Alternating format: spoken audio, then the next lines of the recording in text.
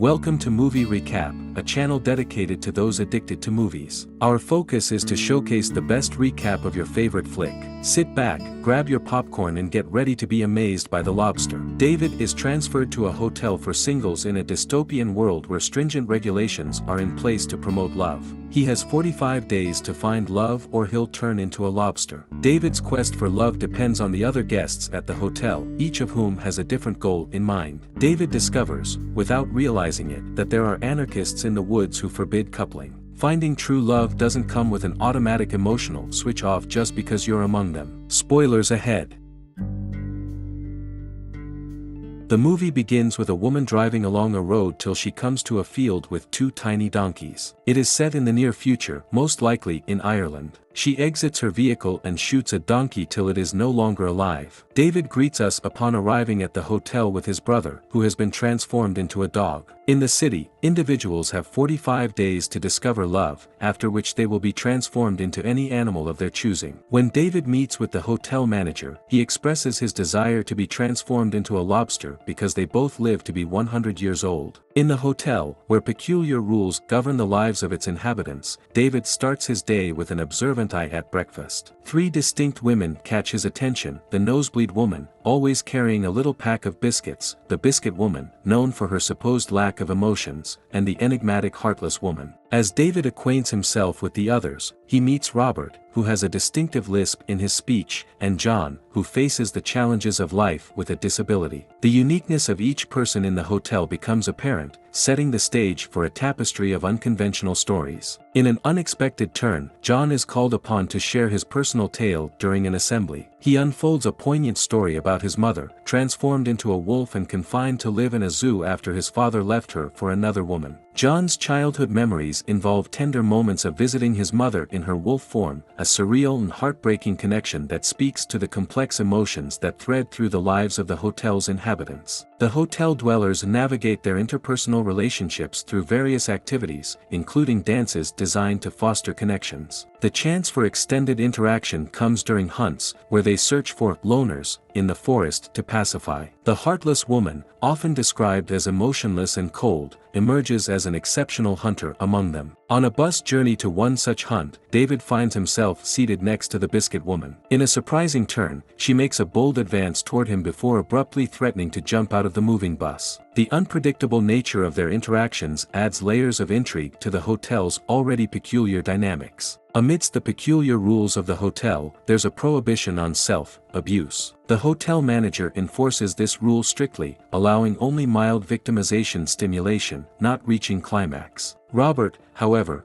repeatedly breaks this rule, leading to a curious punishment where he burns his fingers in a toaster. Simultaneously, John is engaged in a peculiar pursuit of the nosebleed woman. Resorting to a peculiar method, he pretends to have a nosebleed by intentionally hitting his face on objects. In a twist of fate, this unconventional approach results in love blossoming between them, leading to the hotel providing them with a larger room, allowing their connection to flourish. The hotel, with its eccentric rules and peculiar inhabitants, becomes a microcosm of unique human experiences. In simple language, the intricate web of relationships, emotional complexities, and bizarre happenings within the hotel paints a vivid picture of a world where the ordinary and the extraordinary coexist in unexpected harmony. Each resident's story unfolds with its own quirks and nuances, creating a narrative tapestry that is as fascinating as it is perplexing. After hurling herself from her window, the biscuit woman falls on the ground, wailing and bleeding profusely. David walks over to the heartless woman and brazenly remarks on the biscuit woman's passing. Next, they enter a shared jacuzzi. When David doesn't attempt to assist the heartless woman, who is pretending to choke on an olive from her martini, she concludes they are a good match. After that, the two are relocated into the larger bedroom, yet David still has to act just as callous as she is. They meet John and the nosebleed woman, as well as Elizabeth, the young child who is supposed to be their daughter. Elizabeth is told by John to kiss David on the shin, but David kicks her in the shin to make her limp like her father. The heartless woman informs David one morning that she repeatedly kicked David's sibling to death. Her leg is covered with blood. Pretending to be unfazed, David begins to cry when he discovers the dead dog in the restroom, and the heartless woman smacks him for lying. When she tries to inform the hotel manager, David calms the callous woman down with the help of the maid and brings her into the transformation chamber where she will be changed into an unidentified animal. After leaving the hotel, David runs into the woods and meets some loners, who are a rebellious gang opposed to the established order. Welcomed, but warned that amorous contact is strictly prohibited and will result in consequences, is how the loner leader greets David. A man with bandages over his mouth is visible to David. He is informed that the man received the red kiss, in which both he and another woman who shared the same fate had their lips severed, were made to kiss each other. Undoubtedly, the red intercourse is the worst punishment. One can only speculate as to how it proceeds. David falls in love with the short-sighted woman while he is there, and she tells of her interactions with David. He captures and kills rabbits, then prepares them according to her preferences in order to win her over. David also meets Robert, who tries to shoot him and drag him back to the hotel but is rendered unconscious by the short-sighted woman.